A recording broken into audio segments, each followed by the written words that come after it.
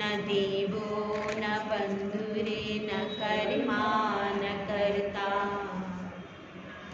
न अंगम न संगम न स्वेच्छा न कायम, चिदानंद रूपम नमो वीतरागम, चिदानंद रूपम नमो वीतरागम।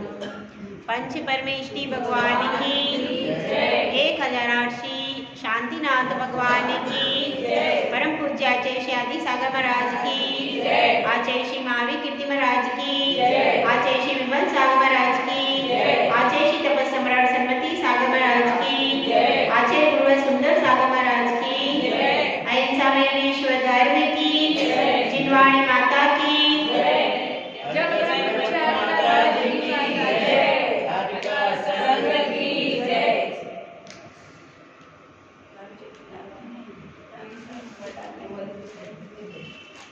एक पतंग धीरे धीरे आकाश में उड़ती है और उड़ते उड़ते आकाश की ऊंचाइयों को स्पर्श करने लगती है। इसी तरह से एक श्रावक है जिसकी डोर पंच परमेष्टि के हाथ में है, लेकिन वह मुक्त आकाश में उड़ने की इच्छा रखता है। जैसे कि पतंग नीचे होती है और धीरे धीरे ऊपर की तरफ बढ़ती है, लेकिन उसकी डोर जब तक पंच परमेष्टि के हाथ में होती है तभी तक वह पतंग ऊंची उड़ती है। और जिस दिन वह डोर पंच परमेष्टि के हाथ से छूट जाती है उस दिन वह पतंग कहाँ गिरती है इसका कुछ भरोसा नहीं होता। आप सब श्रावक भी एक प्रकार से पतंग की तरह हो कि जिनकी डोर पंच परमेष्टि के हाथों में यदि रहे तो वह आसमान की ऊंचाइयों तक जाता है, और यदि वह पंच परमेष्टि की भक्ति नहीं करता, उनकी शरण को ग्रहण नहीं करता, तो जैसे पतंग कट भी जाती है और फट भी जाती है, कब जब उसकी डोर पकड़ने वाला, उसे उड़ाने वाला उसे छोड़ देता है। तो हमको भक्ति की डोर को कभी छोड़ना नहीं।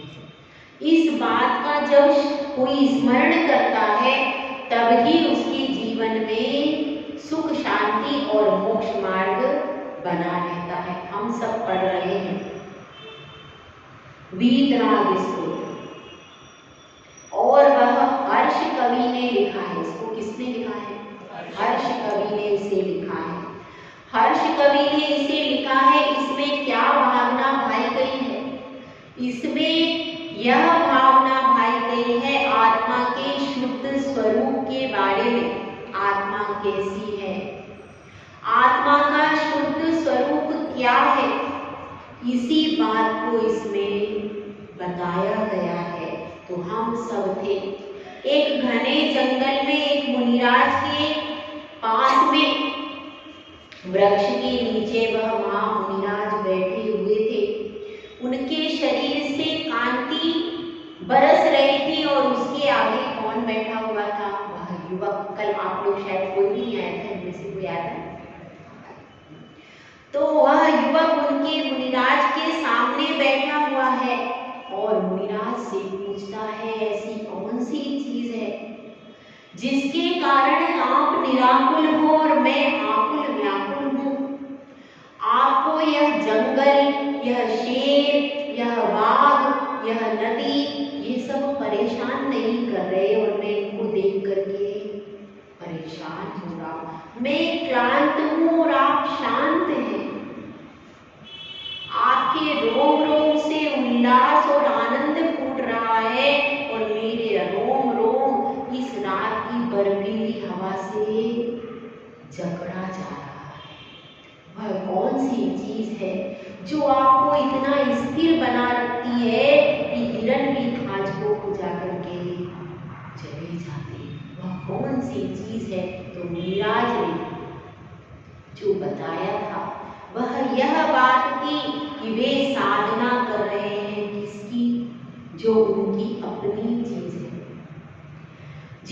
भी आप पढ़ लीजिए, सारे अनुयोगों का सार अगर कुछ है तो द्रव्यानुयोग ही है।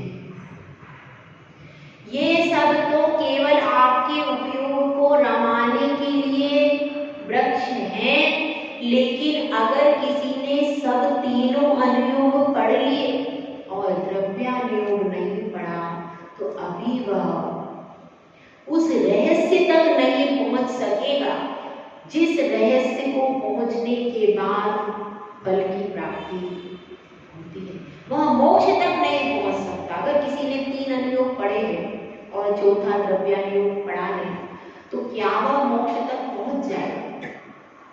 वैसे तो तीनों अनुयोगों में द्रव्यानुयोग का समावेश लगभग है कि प्रथमानुयोग में तो है, चरणानुयोग में भी लगभग है, और लेकिन मुख्यता से भी द्रव्यानुयोग पढ़ना बहुत जरूरी है, क्योंकि जब तक हम आत्मा के उस शुद्ध स्वरूप के बारे में जानेंगे नहीं तब तक प्राप्त कैसे करेंगे?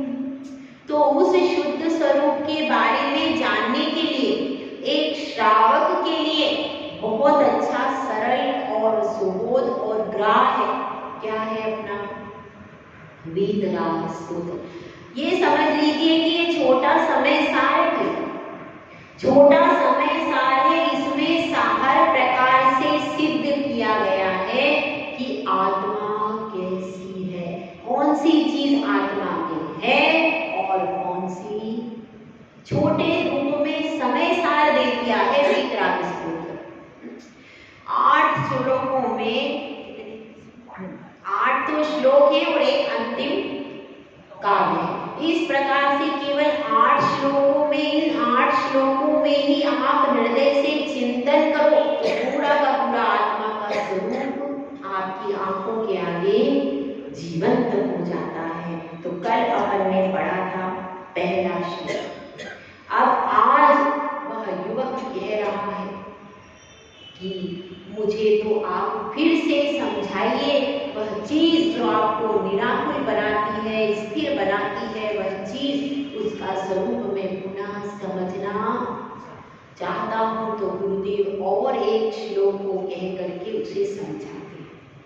न बंधो न मोक्षो न रागादि दोषम न क्रोधम न मानम न व्याधिर्न शोक न वक्त्रम न मानम न माया न लोभम चिदानंद रूपम नमो वीतरागम चिदानंद रूपम नमो वीतरागम। इसमें बताया गया है न बंधो, आत्मा को किसी भी प्रकार का बंधन नहीं है। क्यों नहीं है? व्यवहार नहीं की अपेक्षा से, संसारी जीवों की अपेक्षा से कथन करें तो आत्मा में कर्मों का बंधन है कि नहीं भाई?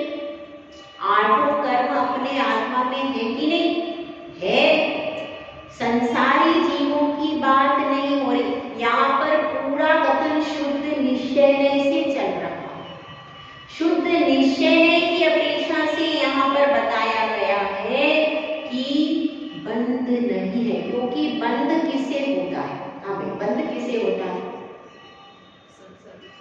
आत्मा को होता है कि शरीर को होता है? चलिए क्लियर है। आत्मा को बंध होता है कि शरीर को होता है? हाँ बताइए, आत्मा को होता है कि शरीर को होता है?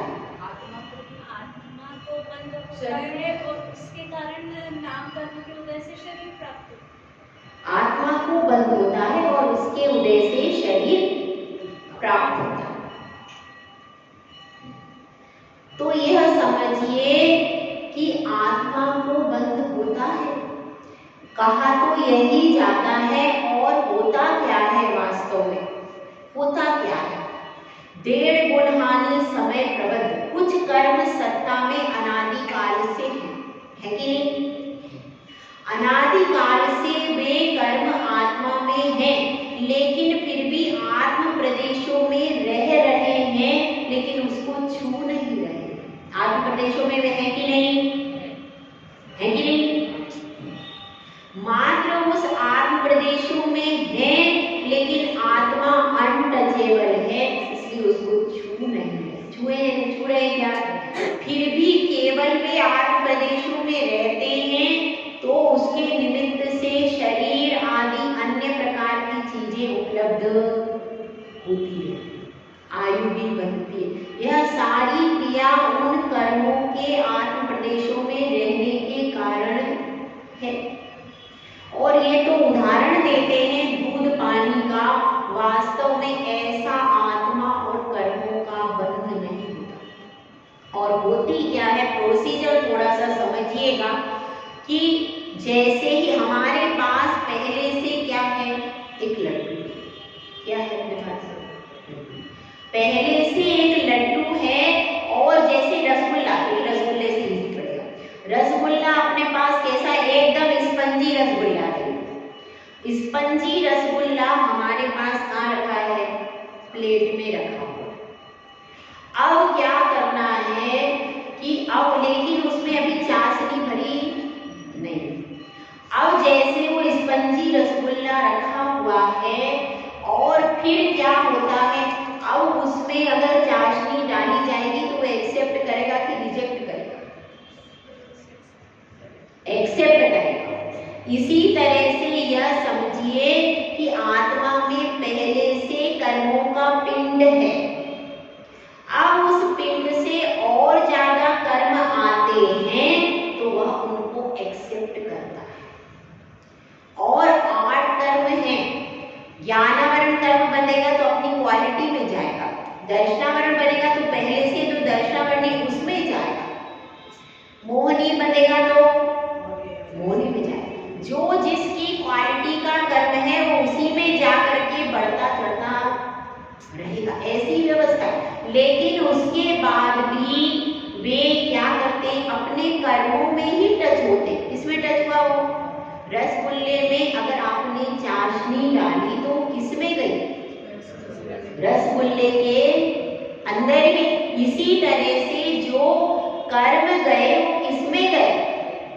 वो जो पहले से कर्मों का पिंड आत्मा के अंदर था उसके अंदर ही गए। अगर आप चाशनी डालोगे तो अगर कम चाशनी डालोगे तो पूरे रसगुल्ले में ही समझ आएगी, प्लेट के अंदर भी रहेगी नहीं, रहेगी क्या? इसी तरह से ये समझना कि कर्म आए और वो उस कर्म पिंड के अंदर समा, उसी के अंदर अटैच होते गए और उसको प्लेट से कोई मतलब नहीं। वह किससे जुड़ना चाहते थे? अपने गुरु भाई से, अपने भाई से जुड़ना चाहते थे।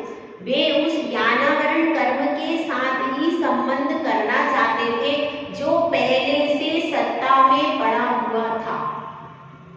तो उससे आत्मा का क्या मिला? वो आत्मा के लिए आए थे क्या? आत्मा में जुड़े क्या वे? लेकिन मात्र वह अपने जो पहले से उनका भाई अंदर था उससे टच हुए, लेकिन वह फिर भी आत्मा के प्रदेशों पर थे, इसलिए उसके निमित्त से सारी चीजें होना चालू हो गई। समझ में आया? तो इस तरह से ये क्या होता है, इस प्रकार से हमको कर्मों का बंध, नवीन कर्मों की बात से, पुरानी बात नहीं है, नवीन कर्मों का इस तरह से बंध होता है। लेकिन आत्मा को बंध होता है किस अपेक्षा से? व्यवहार नहीं की अपेक्षा से। ये सारे कर्म आत्मा में ही हो रहे, लेकिन फिर भी शुद्ध निश्चय से कह देते हैं कि बंध आत्मा को क्यों नहीं हुआ? क्योंकि उसने छुआ ही नहीं। उसका स्वरूप अमूर्तिक था, अमूर्तिक ही रहा, उसने छुआ भी नहीं। उसने उसमें स्पर्श रस गंध वर्ण का कोई भी हिस्सा कर्म पुद्गल का उसने प्राप्त नहीं किया। वह उस रूप परिणत हुई क्या? नहीं, उस रूप परिणत ही नहीं हुई। तो फिर थे वह अपने स्वभाव में रही, लेकिन चूंकि उसकी आत्मा के प्रदेशों पर वो ठहर गए, मात्र ठहरने से इतने प्रभावित कर लेते हैं कर्म। तो यहाँ पर यही बात बताई है, न बंधो न मोक्षो। बंध किसको है? वो कर्म के रूपी पार्टिकल्स उसी में आकर के मिल गए, तो इसलिए वास्तव में मुझे बंध नहीं होगा। तो इस तरह से समझो, वह बंध भी मेरा स्वभाव नहीं है। वे परिणतियां मेरे साथ हैं, मगर इसका ये मतलब नहीं है कि हम बिल्कुल निश्चिंत हो जाएं कि भाई मेरे तो बंध नहीं है तो कुछ भी खाओ, कुछ भी पियो, कुछ भी करो, ऐसा नहीं है। ये तो अपनी परिणति को जानो कि आपकी परिणति, आप अमूर्तिक हो और यह मूर्तिक है।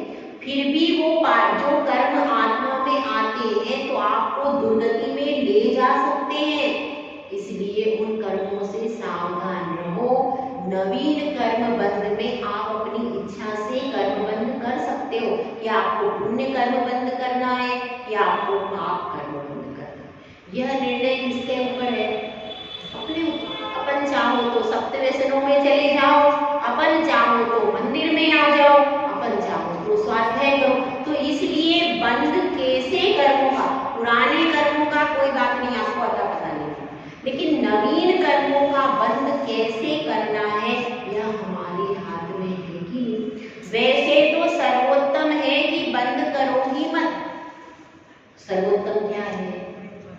बंद करना ही हमारा विभाव परिणति है। लेकिन क्या करें, जब संसार में रहेंगे तो कहीं ना कहीं तो डेरा डालना पड़ेगा, या तो मंदिर में डालो अथवा घर में या पिक्चर में या कहीं होटल में, कहीं ना कहीं तो रहेंगे हम। अभी तो ऐसा नहीं कि भाई जंगल में चले जाएं और हाथ पर हाथ रखकर बैठ जाएं, ऐसी परिणति तो श्रावक की नहीं है। तो फिर क्या करें? तो फिर घर में जाने से, पिक्चर में जाने से अच्छा है मंदिर में स्वाध्याय करो।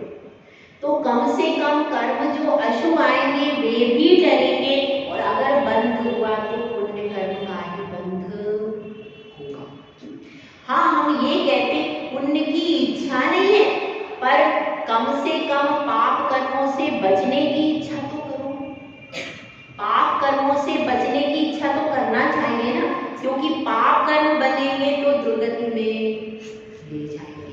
इसलिए पुण्य भी हमारे लिए उपादेय भूत नहीं है। पुण्य बंध, पुण्य बंध कथनचित उपादेय है। कब तक? जब तक वह पतंग आसमान में डोरी के सहारे उड़ रहे हैं, तब तक आपको क्या करना पड़ेगा?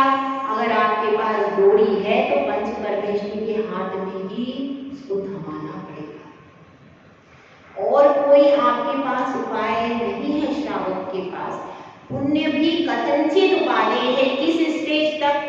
जब तक आपको अनंत पद की प्राप्ति नहीं होती तब तक पुण्य आपको कथनचित उपादेय है, सर्वथा सर्वदा उपादेय भूत नहीं। आपको अरिहंत पद की प्राप्ति हो गई, उसके बाद पुण्य है, फिर तो आपके पास पुण्य प्रकृतियां बैठी रहेंगी और अनंत भगवान आंख उठा करके भी देखते हैं। लेकिन आज की डेट में यदि श्रावक बन करके ये सोचोगे मेरे लिए पुण्य है, मेरे लिए पुण्य है और मैं पुण्य भी नहीं करूं, तो तुम पाप की गर्त में गिर जाओगे। ध्यान रखना, पुण्य आज की अवस्था में मेरे लिए कथनचित उपादेय भूत है। कल की अवस्था जब मैं अनंत परमेश की बन जाऊंगा तब फिर मेरे लिए पुण्य है। पुण्य फला अरहंता, पुण्य के फल से ही अरहंत पद मिलता है। फल सबसे उत्कृष्ट पुण्य प्रकृतियां अरहंत के पास भी है, वो भी पुण्य पाप पुण्य से रहित नहीं हुए। और पुण्य होगा तो आप मंदिर की सीढ़ियां चढ़ोगे, यदि पुण्य नहीं होगा तो मंदिर की सीढ़ी भी नहीं चढ़ सकते। घर में ही पाप बन के बीमार होकर के रहोगे। तो पुण्य की इच्छा नहीं करना, लेकिन पुण्य के कार्य जरूर करना।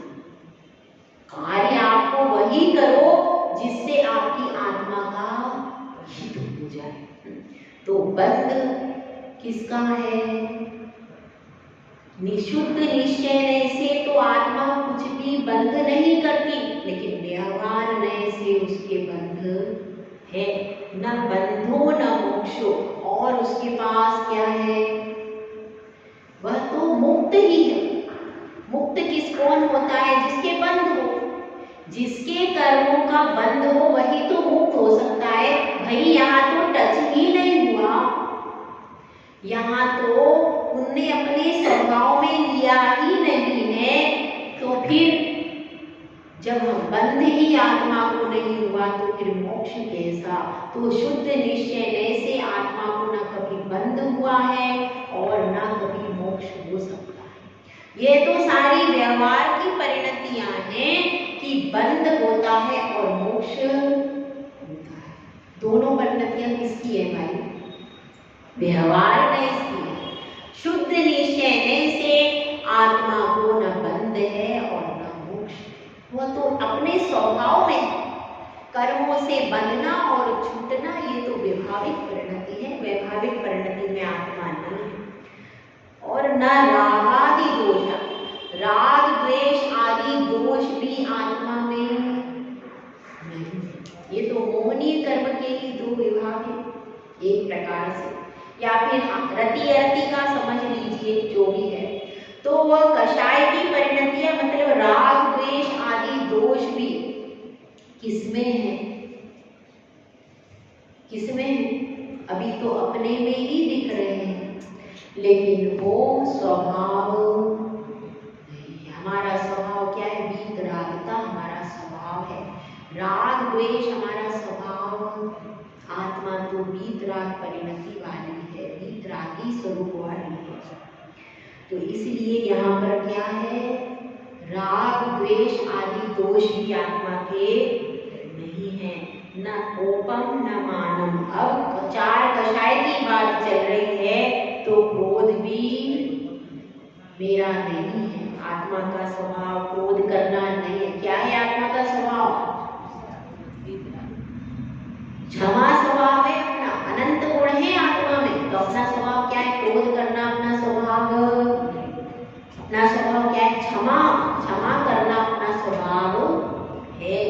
और क्या है दूसरा?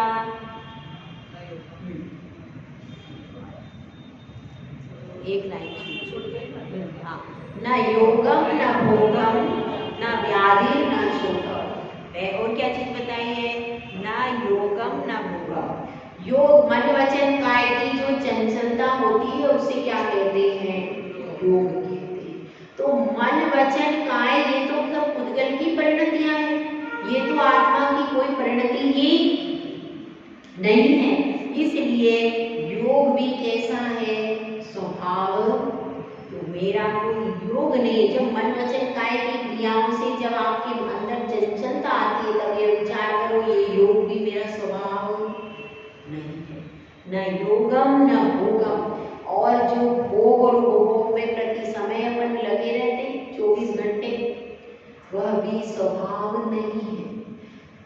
केवल अपने स्वांत सुख, शाश्वत सुख का भोग करना स्वभाव है। जो आपके अंदर, ये जो बाहर की चीजों को आप भोगते रहते हो, ये बाहर की चीजें, ये वस्त्र है, ये भोजन है, ये सब तो तुम्हारा स्वभाव ही। पंचेंद्रियों के जो विषय भोग है उनमें से कितना अपना स्वभाव है? कौन सा स्वभाव है? पांचों में से कौन सा अपना स्वभाव है? एक भी स्वभाव नहीं। यही बता रहे हैं।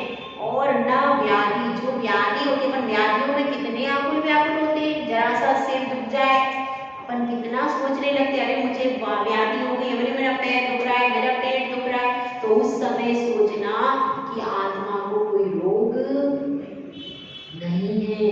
ये तो आत्मा और पुद्गल की संयुक्त पर्याय हो गई, विजाति हो गया। ये क्या है? अमूर्तिक है। शरीर कैसा है? पुद्गल है। और आत्मा कैसी है? अमूर्तिक है।